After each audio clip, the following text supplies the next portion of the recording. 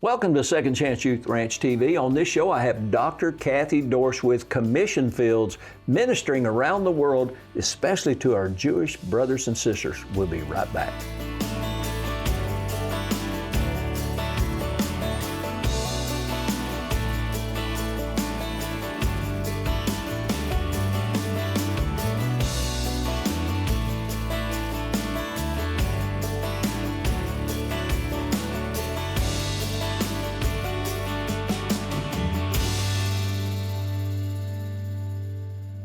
Welcome to Second Chance Youth Ranch TV. On this show, I have a dear friend, a sister in the Lord, considered kind of my little sister, and that's Dr. Cathie Dorsch with Commission Fields, a ministry that is really has focus on a couple of things. Number one, widows.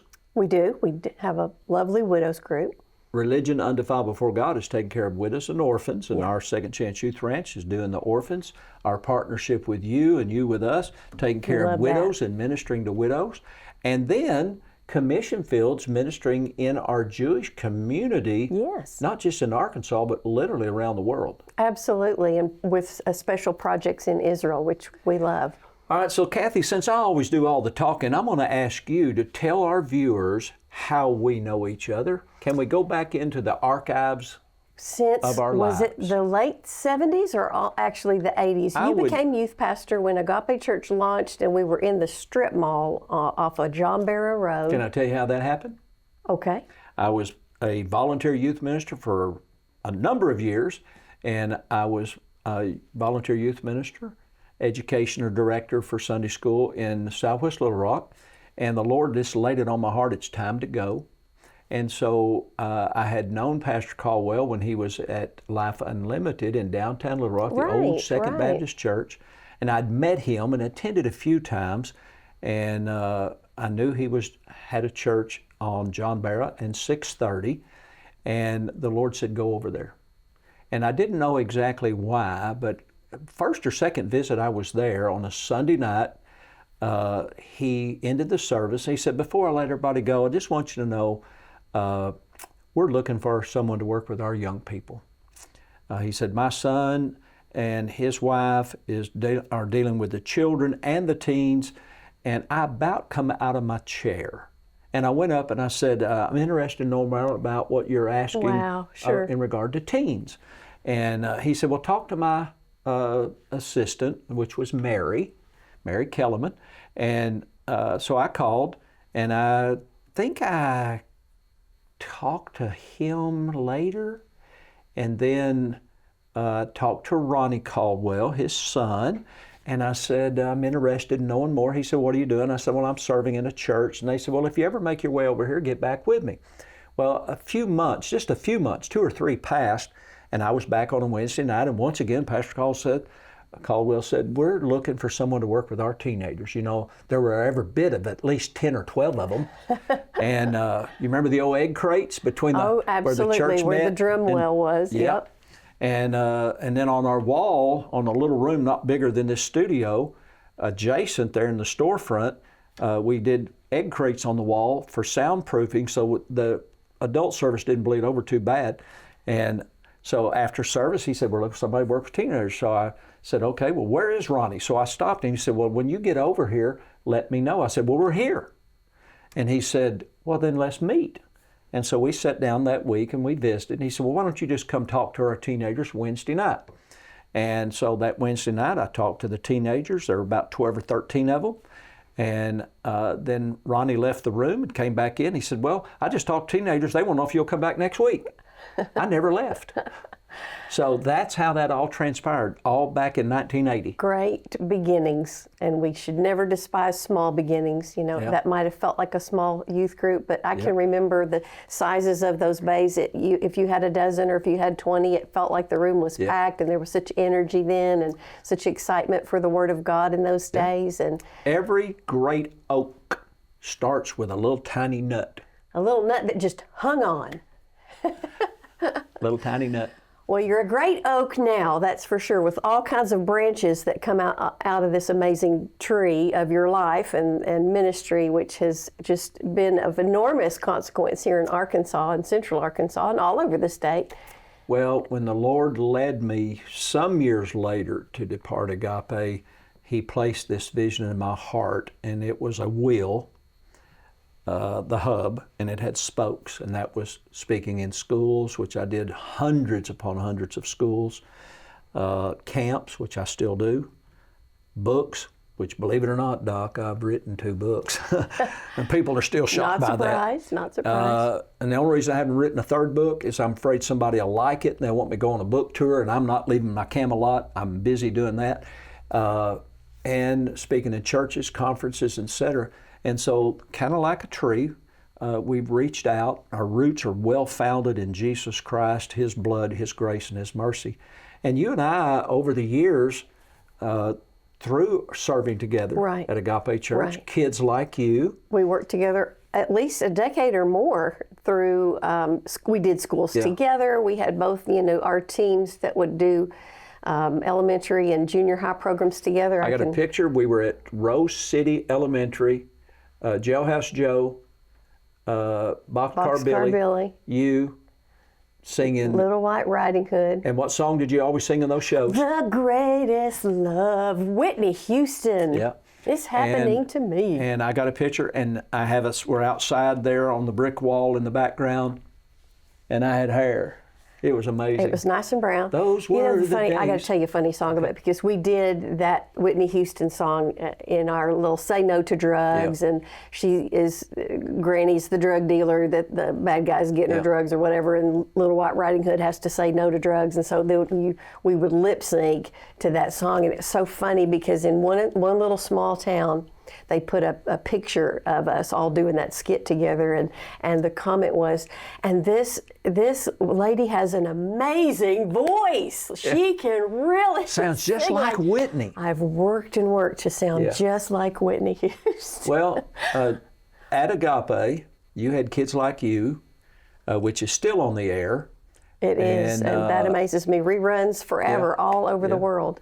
And they came to me and they said, you need a show for teenagers. And I went, I don't know anything about a show or TV or anything like that. They said, well, you need to do one. I said, well, Pastor, I have to tell me to do that. So he eventually, I don't know how it all happened. But, and it wasn't like we didn't already have full-time jobs, right? Yeah, because I was office manager, youth minister, taught in a Bible school. We all did that. Right. It's kind of busy, and the church was running a couple thousand people. And we were building a building. I mean, we had, land that the Caldwells were purchasing. We were getting under construction, annexing and remodeling suites of the shopping center all the time. So there was always something going on. So to work in not just a program, but a weekly program. And so through working with you and Randy Wright and Pastor Caldwell, working in the Kids Like You show a little bit with John and his lovely wife. What's her name? Kay, who was my executive assistant. I began to learn a little about television and the super VHS and shot shooting and all that kind of stuff long before all this digital stuff. And that's why I'm in television today, is because through TV we can reach you without you ever leaving your house. We're going to take a break. We'll be right back. A mission field around you is filled with young hearts needing a forever family. And at Second Chance Youth Ranch, our team is committed to providing healthy, stable, loving homes and families to hurting children in the Arkansas foster care system and those up for adoption. Please contact us if you feel the tug at your heart to help foster or adopt, and find out the steps you could take to help fulfill a child's lifelong dream. Maybe you can't foster or adopt, but you could help. The need for thousands of children in the system is staggering. But with the help of faithful partners and business alliances, we are meeting those needs right now. Would you help us make a difference? Every gift, regardless of size, impacts a child's life directly and helps provide for a home in the gap right now. Visit the Second Chance Youth Ranch website at 2CYR.org to read more, watch the stories, and to make a contribution for a hurting child's care. Monthly partners are needed, so please contact us right away. And as you partner with this ministry, you are partnering with the Heavenly Father that has promised to be Father to the fatherless. God bless you for helping Second Chance Youth Ranch. Welcome back to Second Chance Youth Ranch TV. On this show, I have Dr. Cathie Dorsch with Commission Fields, who is deeply ingrained in ministry and supporting the nation of Israel, the Arkansas Jewish Federation, and the National Federation. Yes, we work with Jewish National Fund and have projects directly in Israel. And we have dear friends that have been on this show before and have also come to this church. And through our association, we as a church have helped build, of all things, a bomb shelter in Elote region, which is the extreme Way south, down all the south. way to the deep south Arkansas and the deep south Israel are partners and family together. And so you are always spoken of in the most positive, loving, favorable light. They know that the Arkansas community really helped protect them in a timely way. That bomb shelter and the therapeutic garden that surrounded it, that you were so involved in, immediately. We were going to dedicate it when October 7th happened. We were going to be Y'all were supposed to dedicating be that there on October the 11th. And of course, we didn't leave. Our bags stayed packed for 2 or 3 weeks just in case Y'all were something going to fly out could on the happen. 9th or 10th? Yes, we had a dedication scheduled. We were going to be in Sderot and in Elote and all the place of Grofit where the bomb shelter is. And so that's been an extremely useful thing since that day. Therapies happening all the time for trauma victims. The kids were able to still keep their therapies. Parents can rest in the garden while they're waiting on their kids. You're in the middle of nowhere. You're in the desert. And you have to have a bomb shelter within how many seconds of where these children You have less than are at? 15 seconds to get to a bomb shelter. And these are also special needs kids. These are children with disabilities. And of course, now it's children and young adults with In Arkansas, trauma. you know, here on I-30, we're kind of in what some refer to, I don't, but they call it Tornado Alley. We think about a tornado shelter, which we have at Arkansas Christian Academy. But can you imagine every day that part of your daily life, even growing up, is how close am I to a bomb shelter? Right. So tell me, how does a young lady, formally speaking, ma'am, how does a young lady go from a Kids Like You children's ministry to getting a PhD in Jewish studies and being so involved in the Jewish community as well as widows in our local community? Well, thank you for that question, young man. It was quite a journey. You know, I was at Agape Church and on the ministerial staff for more than 3 decades, wore a lot of hats, as we all did through that time. But when I began to have okay, I'm going to finish some things that are in my heart as well. Pastor Caldwell had been in pastoral transition. I stayed and helped the Stewarts when they took over Agape Church. And during that time, I finished my bachelor's that I had put off for probably 25 years, and then got a master's. And then my academic supervisor and dear friend, Dr. Doug, said, you know, you have to keep going. And I thought, well, I'm not going to try to keep working full time while I'm getting a PhD. I just don't want to do it like that. And I just felt a stirring like there's more. There's something more for you, even though both our lives have been embedded in local church. So I did that, and at the same time, I was really growing in my friendships with the Jewish Federation of Arkansas. I had a dear friend that was executive director at that time, Mary Ann Teitelbaum. She came to my office one day while I was an interim principal for their school. She said, I've got some friends with me, Reagan Wild, Joel and Irene Spalter. Can we just come by and see you for a minute? Where are they from? They were, the Spalters were in Northwest Arkansas at the time. They were a part of the Federation. In fact, Irene was the chair of the Israel Allocations Committee for the Federation. Arkansas is one of the few states that actually only has one federation for the entire state. There are some Jewish populations that are larger in other cities to where they're, like maybe in New York or different states, there might be multiple federations. What's the Jewish population in Arkansas, give or take a little bit? I think several thousand, but there's one federation. And so they came to my office. We had a beautiful visit. It was funny because I had a bulletin board of kids I'd been with in India and Philippines, places around the world. And I was teaching the teachers and kids at the school at that time the Hebrew alphabet. So I had Breshit, the first verse of the Bible, written on the blackboard. So when my Jewish friends came in and met me, that was the first thing that caught Joel's attention, was the Hebrew letters that were on the board.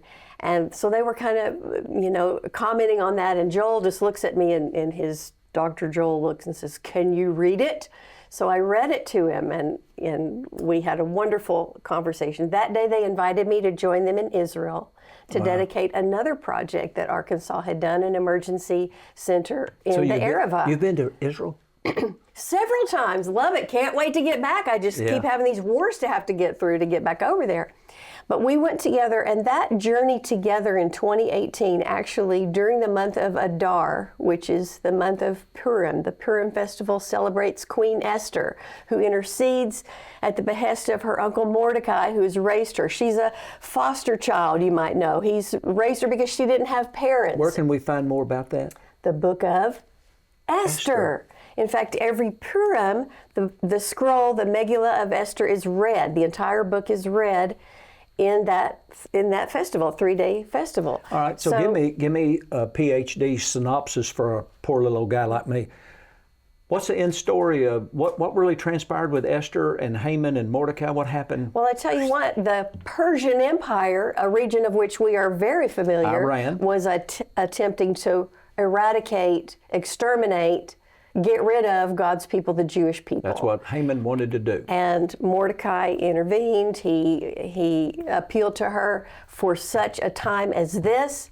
And she got her girls together. They fasted and prayed for 3 days, and she went to the king. Risked her life to do so, because she he didn't ask for her to come. She risked her life. And it would have been breaking the law for her to go into his presence without him calling for her. But she had the favor of God. She did. Like you've often said, prayer and action give life traction. It did that day.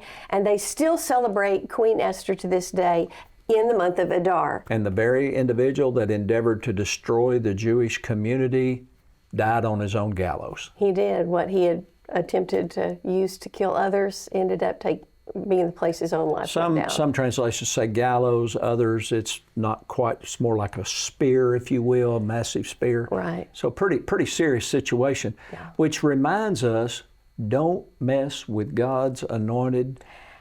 Pray for the peace of Jerusalem, absolutely. And it also shows you how history repeats itself. This is why it's good to know the Bible. It's good to know history, because time and again these things cycle. Modern day re-happening of Purim in Israel. Again. You look back just in quasi-recent history, Hitler did everything he could to exterminate the Jews. The radical jihadists desired to destroy the small little Satan, Israel, and the great Satan, America. And that is what transpired and may still be transpiring as we air this show. Stay tuned in to what God's doing, and we'll be right back with Dr. Cathie Dorsch. My dream vacation would be going to Maine.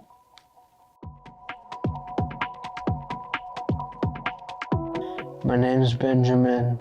I am 17. When do you turn 18? May 20th. My favorite musician is Phil Wickham. I like to sing. I want to be a singer-songwriter. School's good. I have all A's. My least favorite subject is English. And my most favorite subject is life skills. What kind of stuff do you learn in life skills? I usually work during life skills. If I can be any animal, I'd be a wolf. They're really intelligent and they're real smart. I just want a forever family. I just want to be adopted again. It would be totally different. I won't be in a group homesteading and I'll be happy. I want a mom and dad, no siblings, only child. I would want to watch movies with my family. Why do you still want to have a family, be adopted when you're almost 18? Because that way I have a family that I can grow up with and not be by myself for the rest of my life.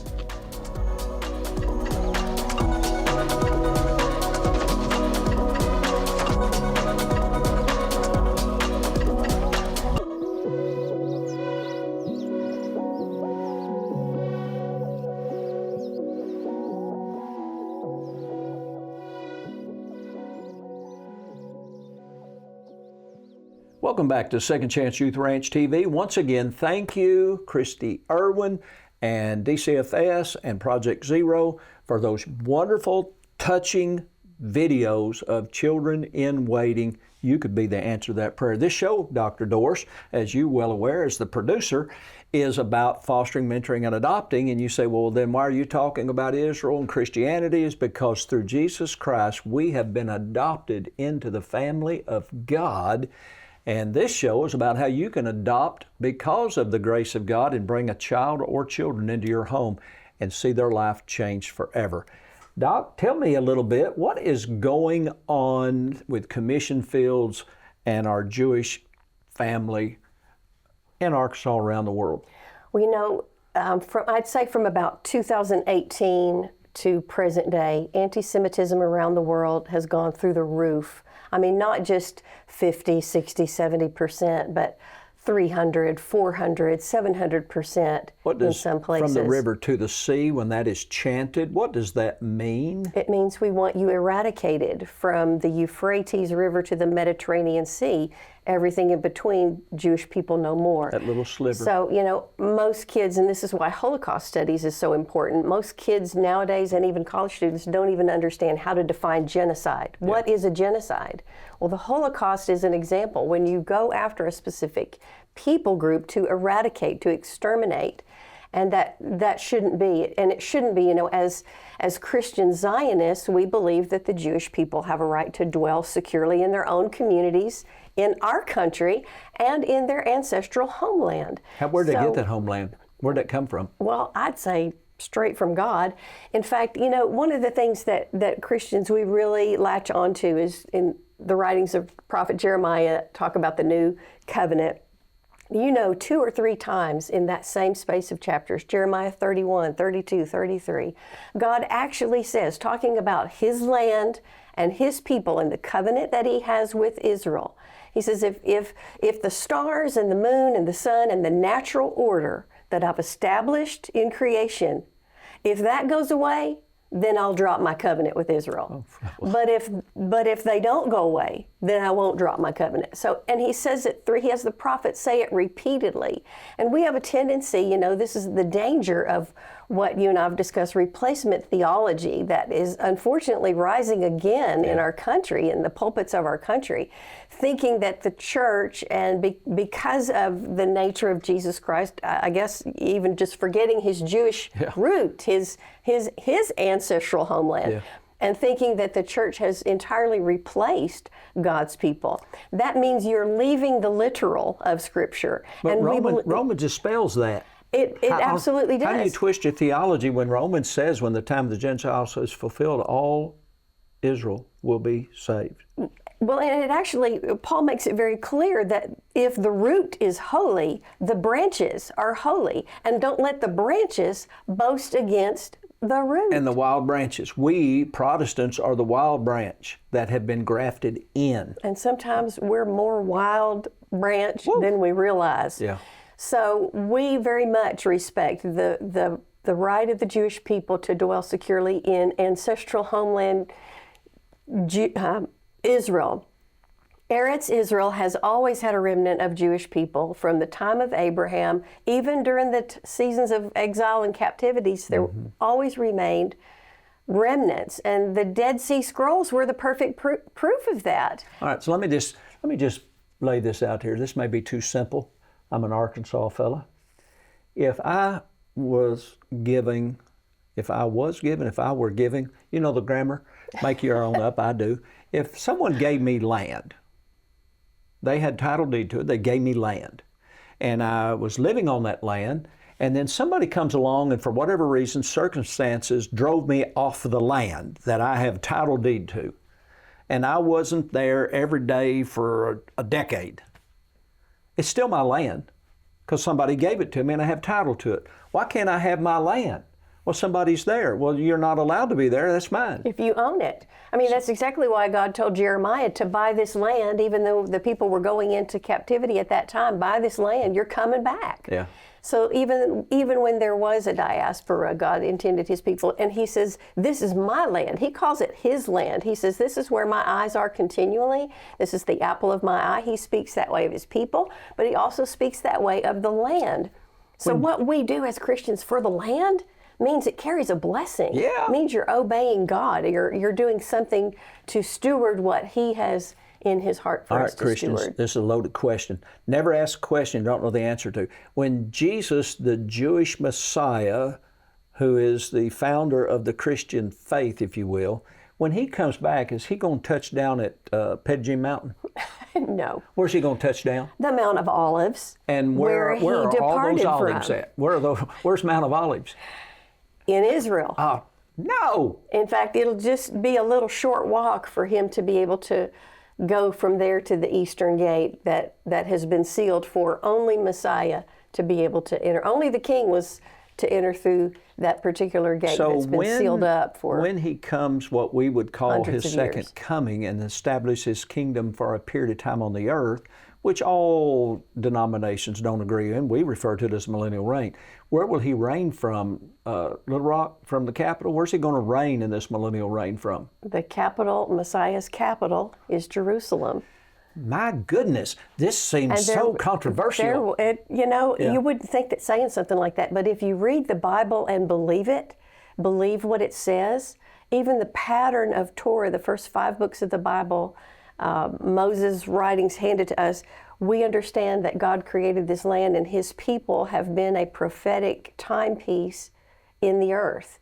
So it's good for us to know those things. It's good for us to have proper biblical relationship with the land of Israel, the Jewish people. And I just want to thank you and Family Church and all of your organization for being so supportive of the work in Israel. They love you. They are thanking you all the time. I speak frequently with our friend, especially Richard. We do projects together constantly. He said to me the other day, through sirens, through not just drills, but like the way their life has had to normalize. He says, I think I need to have a page out of Perry's playbook. We're going to be building more things again. They've had more than 100 families move from Tel Aviv into the region since the Iran strike started during the Festival of Purim, ironically, and more families that are being annexed into those extreme southern kibbutzim. So the Emergency Response Center, that was the next project we started, was open again 2 days before the Sabbath when all of the strikes took place. So always on time. The things that we've built together in Israel are So much happening in the world. in full use. No greater time than today or tonight to pray for the peace of Jerusalem. God bless you. Thanks for watching 2CYR-TV. See you next week.